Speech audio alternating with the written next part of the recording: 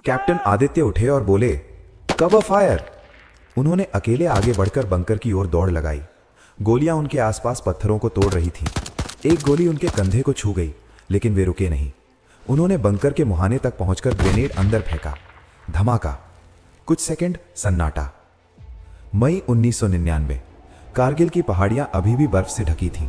दिन में सूरज चुभता था, रात में तापमान 0 से नीचे गिर जाता था। हवा इतनी ठंडी कि सांस लेना भी जंग जैसा लगे। लेकिन असली जंग अभी शुरू होनी थी। ऊंचाई 16,000 फीट, ऑक्सीजन कम, दुश्मन ऊपर चोटी पर, हमारे जवान नीचे घाटी में।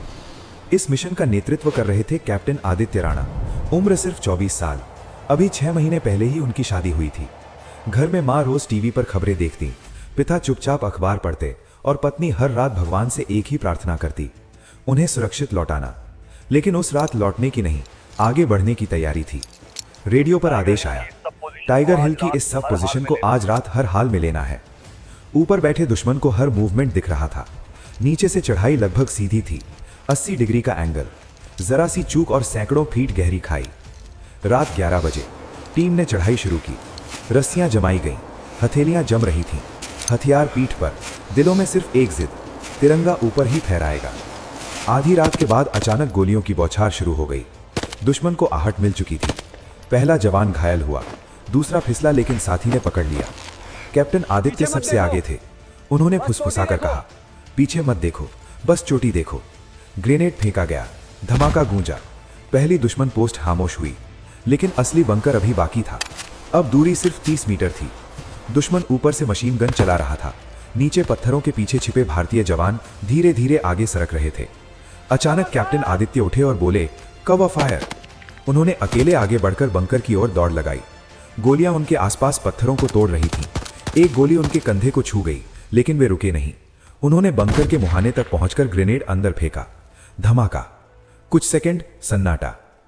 फिर उन्होंने घायल हाथ से जेब से तिरंगा निकाला। सुबह होने से पहले 16,000 फीट की ऊंचाई पर बर्फीली हवा में तिरंगा लहरा रहा था। चोटी हमारी थी, लेकिन उसी क्षण कैप्टन आदित्य जमीन पर बैठ गए। खून बह रहा था। साथियों ने उन्हें संभाला। उन्होंने धीमे से कहा, मां को कहना बेटा डरता नहीं था।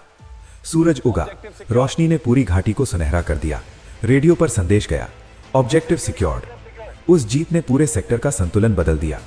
कुछ हफ्तों बाद पूरे देश ने जाना कि कैसे हमारे जवानों ने लगभग सीधी चट्टानों पर चढ़कर दुश्मन को पीछे धकेला।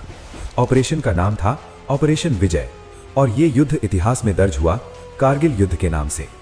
कैप्टन आदित्य राणा जैसे सैकड़ों जवानों की बहादुरी ने उस जंग को मोड़ दिया। कुछ लौट आए, कुछ तिरंगे में लिपट कर, लेकिन एक बात सब में समान थी। ऊंचाई चाहे 16,000 फीट की हो या डर की, भारतीय सैनिक उससे ऊपर खड़ा होता है।